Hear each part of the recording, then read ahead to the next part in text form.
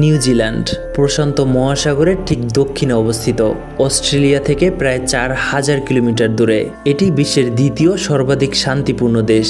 আমার মতো দক্ষিণ এশিয়ার বেশিরভাগ মানুষই নিউজিল্যান্ডকে মূলত ক্রিকেটের জন্যই চিনে থাকবে, কিন্তু নিউজিল্যান্ড শুধু ক্রিকেটের জন্যই বিখ্যাত নয়, বরং এর বিশাল সুন্দর পর্বত শ্রেণী, অপরূপ দৃষ্টিনন্দন লেক এবং উচ্চমানের অর্গানিক খাবারের জন্য সারা বিশ্বে সুপরিচিত। হয়তো অনেকেই জানেন, বিখ্যাত cinema the Lord of the রিংসের শুটিংও নিউজিল্যান্ডের এই মনোরম উপত্যকায় হয়েছিল। নিউজিল্যান্ডের আবহাওয়া প্রায় যুক্তরাজ্যের মতো, হালকা গ্রীষ্ম, দীর্ঘ শীত আর প্রচুর বৃষ্টিপাত, কিন্তু তবুও নিউজিল্যান্ডের জনসংখ্যা যুক্তরাজ্যের জনসংখ্যার মাত্র 7%। আপনি যদি নিউজিল্যান্ডের মানচিত্র দেখেন তাহলে বুঝতে পারবেন দেশের প্রায় 80% এলাকা ফাঁকা পড়ে থাকে, যেখানে কোনো মানুষ বসবাস করে না। নিউজিল্যান্ডের প্রায় 70% মানুষ উত্তর দ্বীপে বসবাস করে এবং সেই উত্তর দ্বীপের প্রায় 50% মানুষ শুধুমাত্র একটি শহর অকল্যান্ডে বসবাস করে। এখন প্রশ্ন হচ্ছে, এত সুন্দর আবহাওয়া, মনোরম দৃশ্য, কম অপরাধের হার এবং উচ্চমানের জীবনযাত্রার মান থাকা সত্ত্বেও নিউজিল্যান্ডের 80% এলাকা কেন জনশূন্য? এর ভিতরে নিউজিল্যান্ডের কোন গোপন রহস্য লুকিয়ে রয়েছে? আজকের এই ভিডিওতে আমরা এই প্রশ্নের উত্তরই খুঁজব।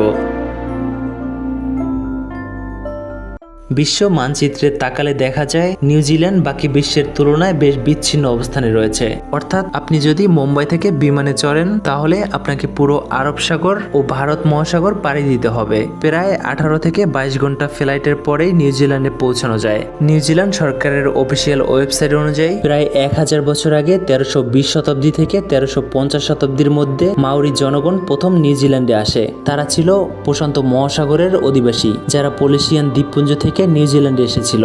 সরকারি সূত্রে বলা হয় 13 শতকের দিকে মাওরিরা বড় নৌকায় চেপে তাদের পুরনো দ্বীপপুঞ্জ ছেড়ে নিউজিল্যান্ডে পৌঁছায়। এই সময় মঙ্গল সাম্রাজ্য ও চেঙ্গিস খান ইউরোপ ও এশিয়া শাসন করেছিলেন। কিন্তু প্রশ্ন উঠল, মাওরিরা কেন তাদের পুরনো দ্বীপপুঞ্জ ছেড়ে নিউজিল্যান্ডে এলো? মাওরি ইতিহাস অনুযায়ী নিউজিল্যান্ড 13 শতকে নয়, তারও 500 বছর আগে কোপ নামে এক মাওরি জেলে আবিষ্কার করেন।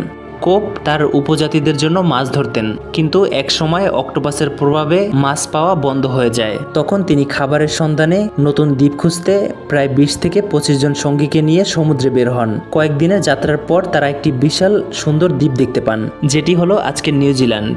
দ্বীপটিতে পাহাড়, সামুদ্রিক খাবার, ভেড়া, ছাগল আর ফলের প্রাচুর্য ছিল। আর সবচেয়ে বড় কথা, সেখানে কোনো মানুষ বসবাস করত না। কোপ তার কিছু সঙ্গীকে ফেরত পাঠিয়ে খবরটি ছড়িয়ে দিতে বলেন এবং এরপর থেকেই মাওরি জনগণ নিউজিল্যান্ডে বসতি স্থাপন করতে শুরু করে। সপ্তদশ শতাব্দী পর্যন্ত মাওরিরা শান্তিতে বসবাস করত, কারণ বিশ্বের বাকি অংশ থেকে তারা ছিল অনেক দূরে। কিন্তু এই শান্তি বেশি দিন স্থায়ী হয়নি। 1942 সালে ডাচ অভিযাত্রী এবেল তেজম্যান দক্ষিণ প্রশান্ত মহাসাগরে নতুন ভূমি খুঁজতে বের হন।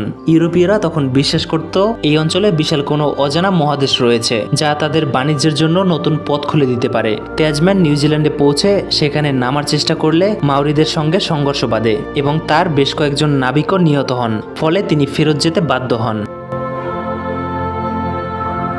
এরপর 1979 সালে ব্রিটিশ অফিসার জেমস কুক আবার নিউজিল্যান্ডে আসেন। তিনিও মাওরিদের সঙ্গে সংঘর্ষে জড়িয়ে পড়েন, কিন্তু এবার তিনি নিউজিল্যান্ডের একটি বিস্তারিত মানচিত্র তৈরি করে নিয়ে যান। আর এই মানচিত্রই পরবর্তীতে ইউরোপীয়দের জন্য নিউজিল্যান্ডের দরজা খুলে দেয়। 1800 শতকের ইউরোপীয়রা নতুন পদ্ধতি অবলম্বন করেন। তারা এবার মাওরিদের সঙ্গে সংঘর্ষ নয়, বরং তাদেরকে বাণিজ্যের অফার করেন। মাওরিরা লোভে পড়ে তুলনামূলকভাবে শান্তিপূর্ণ বাণিজ্য শুরু করে, কিন্তু অল্প সময়ের মধ্যেই ব্রিটিশরা তাদের নৌবহর স্থাপন করেন এবং নিউজিল্যান্ডের পূর্ণ নিয়ন্ত্রণ নিয়ে নেয়। ফলে মাওরিদের শান্তিপূর্ণ জীবন ধীরে ধীরে ঔপনিবেশিক সংগ্রামে রূপ নেয়। 1940 সালে ব্রিটিশ ও মাওরিদের মধ্যে ওয়াইতাঙ্গি চুক্তি স্বাক্ষরিত হয়, যার মাধ্যমে নিউজিল্যান্ড আনুষ্ঠানিকভাবে ব্রিটিশ সাম্রাজ্যের অংশ হয়ে যায়। তখন মাওরি জনসংখ্যা ছিল প্রায় 2 লাখ, কিন্তু ইউরোপীয়দের সাথে নিয়ে আসা বিভিন্ন রোগের কারণে মাত্র অল্প দিনের মধ্যেই মাওরিদের জনসংখ্যা কমে 40,000-এ নেমে আসে। এরপর নিউজিল্যান্ডের ভূমির মালিকানা নিয়ে দীর্ঘ 40 বছর ধরে মাওরি ও ব্রিটিশদের মধ্যে সংঘাত চলে, যেখানে হাজার হাজার মাওরি নিহত হন। 1981 সালে এই সংঘাতের ইতি ঘটে। ততদিনে মাওরিদের প্রায় সব প্রধান নেতাই মারা যান। পরে ব্রিটিশরা বুঝতে পারে নিউজিল্যান্ডের উন্নয়নের জন্য মাওরিদের অন্তর্ভুক্তি করা অপরিহার্য। তাই তারা বিভিন্ন প্রশাসন ও নির্বাচনী প্রক্রিয়ায় মাওরিদের অন্তর্ভুক্ত করতে শুরু করে। এরপর থেকে নিউজিল্যান্ডে শান্তি ও উন্নতির নতুন যুগ শুরু হয়। তবুও দেশের অনেক অংশ এখনও জনবসতিহীন। এর প্রধান কারণ ভৌগোলিক অবস্থান।